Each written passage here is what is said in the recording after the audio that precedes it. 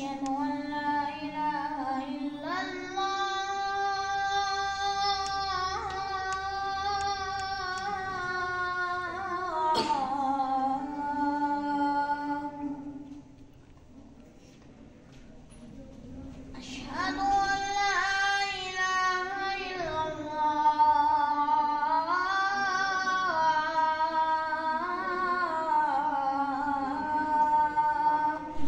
اللهم اغفر لحينا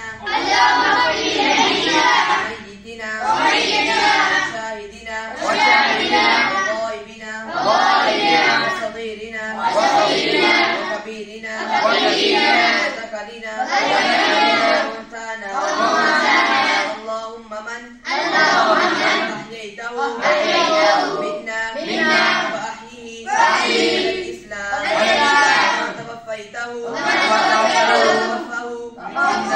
الإيمان اللهم لا تحرمنا أجره ولا تذلنا بعده.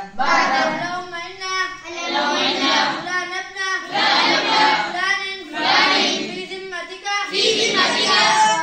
وهب لي جوالك وقيه من فتنة القبر وعذاب النار وأنت أهل الوفاء والعقل فاغفر له وارحمه إنك أنت الغفور الرحيم.